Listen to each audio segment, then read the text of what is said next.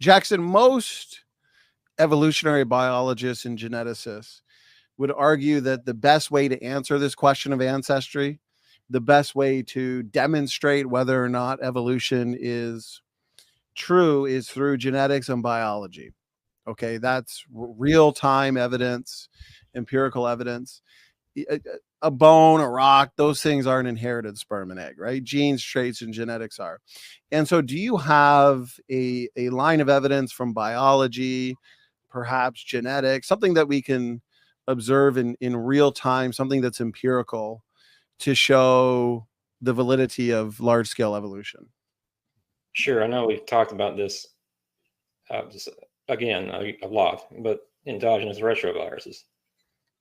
And let me just ask you, if they aren't being inherited by through a common ancestry, why does it track back that humans share most with chimpanzees, less with gorillas, less with orangutans, less with old world monkeys, less with new world monkeys, less with prosimians? Why does it track back how you would expect?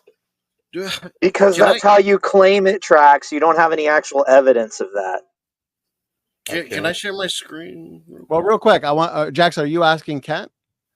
Well, you've already done whole programs on ERVs. I'm looking for my slides. I got 50,000 slides to sort through. I've written a book on ERVs behind me.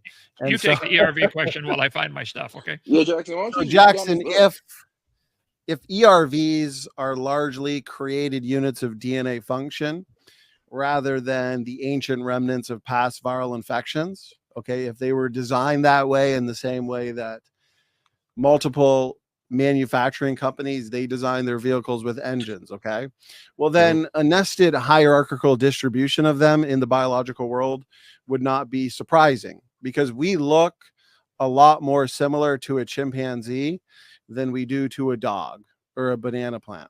Okay, so it makes sense. Can I ask guys, I'm trying to finish my thoughts, please. Okay, so if these are created units of DNA function, and we understand that the evidence suggests that they're functional in embryological development, they're functional in determining cell types in the immune system, okay, then yeah, it's not a surprise that we share more with a chimpanzee than we do with an orangutan or a dog, because we look more similar to a chimpanzee than we do a dog anyways, Jackson. All right. You brought up nested hierarchies and engines, which is actually a kind of a point I was wanting to make. See, you could do a nested hierarchy of cars based on the piston engines, and which is like 99% of cars, but then you have the rotary engines, and they don't really fit in this hierarchy. So if humans can create things outside of the major hierarchy, why is God not creating totally unique designs like this? Well, we do find in the biological world, we do find examples that fit the hierarchical patterns, okay, and then we find examples that don't. We see breaks in that hierarchy. We see inconsistencies, right? Like orphan genes don't have any consistent hierarchical distribution in the biological world.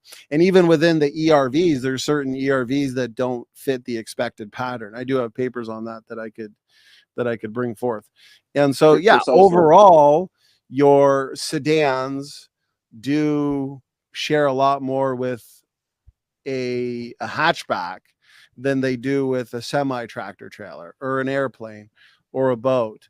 So these hierarchical patterns are just indicative of design, I would argue, and I would predict function for that, rather than hierarchies by descent. Jackson, does that make sense?